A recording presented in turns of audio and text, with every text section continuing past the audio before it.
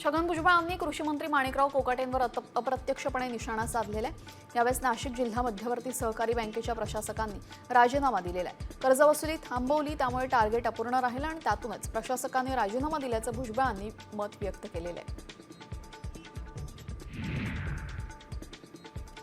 एक युवक पेट्रोल पंपावर पेट्रोल भरण्यासाठी गेला असता काही अज्ञात गावगुंडांनी मारहाण करत त्याच्यावर प्राणघातक हल्ला केला। ही घटना नाशिक शहरामधील मसरूळ इथं घडलेली आहे। पीडित तरुणाचं नाव कृष्णा धात्रक असं असून गंभीर जखमी झाला। घटनेनंतर मसरूळ पोलीस ठाण्यामध्ये गुन्हा दाखल करण्यात आला।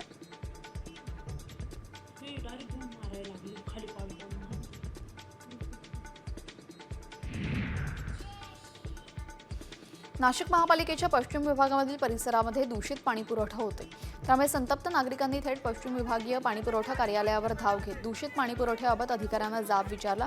दरम्यान वारंवार तक्रार करून सुद्धा शुद्ध पाणीपुरवठा होत नसल्याने नागरिकांनी मात्र संताप व्यक्त केलेला आहे।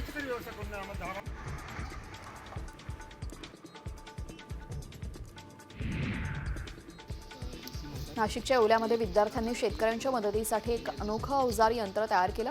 शेती पिकांना प्राण्यांपासून संरक्षण करण्यासाठी या यंत्रामध्ये सायरन बसवण्यात आलेले आहे। शेतामध्ये प्राणी घुसले तर सायरनच्या आवाजाने ते पळून जातील, त्यामुळे पिकांचं संरक्षण होण्यास मदत होणार आहे।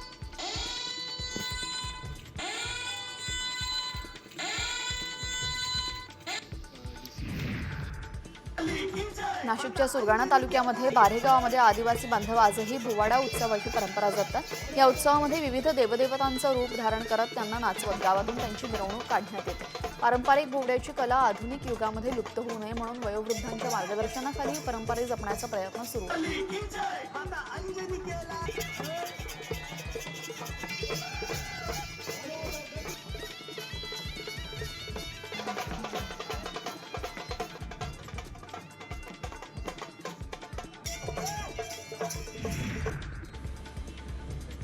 नाशिकच्या अंबड MIDCमध्ये ट्रान्सपोर्ट कंपनीच्या गोडाऊनला आग लागलेली आहे। अचानक आग लागल्याने परिसरातील नागरिकांमध्ये भीती निर्माण झाली।